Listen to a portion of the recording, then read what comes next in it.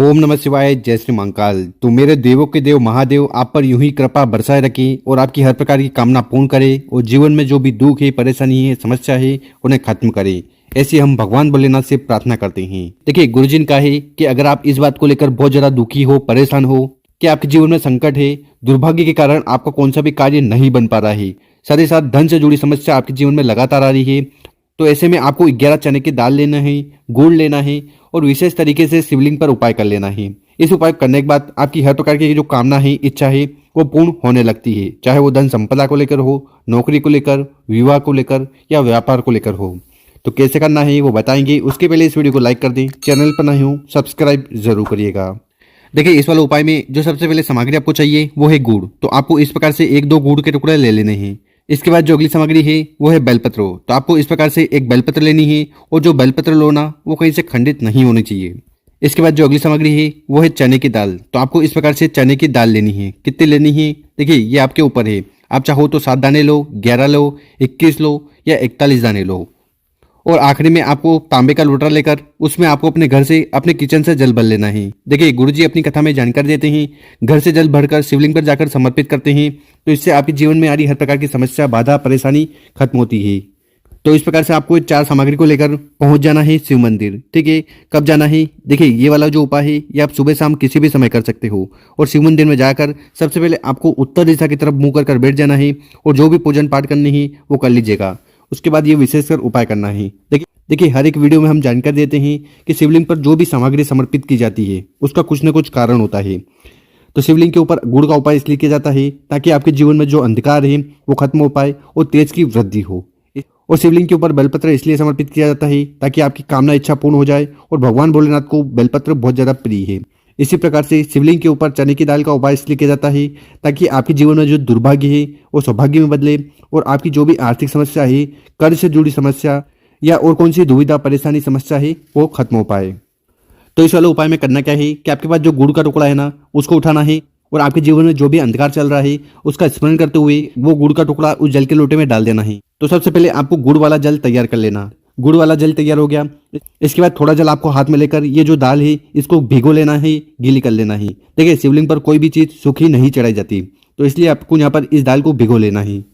इसके बाद आपके पास जितनी भी दाल हो, चाहे वो 7 हो, 11 हो, 21 हो या 41 चने की दाल हो, जितने भी दाल हो उनको उठाकर आपको शिवलिंग के ऊपर समर्पित कर देना है। ओम नमः शिवाय, श्री शिवाय नमस्तुभ्यम का स्मरण करते हुए। देखिए, अगर 7 दाने हैं तो प्रत्येक दाल को समर्पित करते समय ओम नमः शिवाय, श्री शिवाय नमस्तुभ्यम का जाप कर लेना।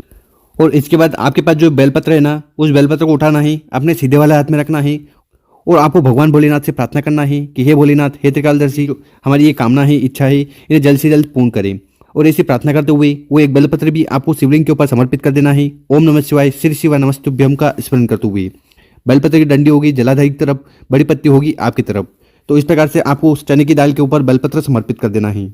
और फिर आखिरी में आपके पास जो जल का लोटा है जिसमें आपने गुड़ डाला था, उस जल के लोटे को उठाना है और धीरे धीरे कर पूरा का पूरा जल आपको शिवलिंग के ऊपर समर्पित कर देना है। ओम नमः शिवाय, श्री शिवाय नमस्तुभ्यम का स्मरण करते हुए।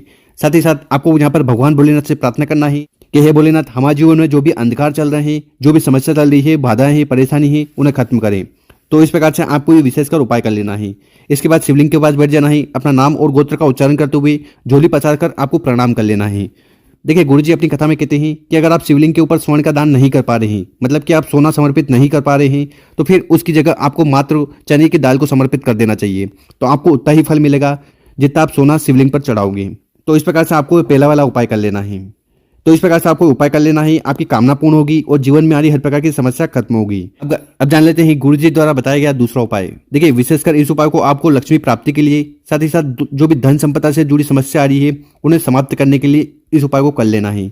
तो इस वाले उपाय में क्या क्या सामग्री की जरूरत है वो देख लीजिए।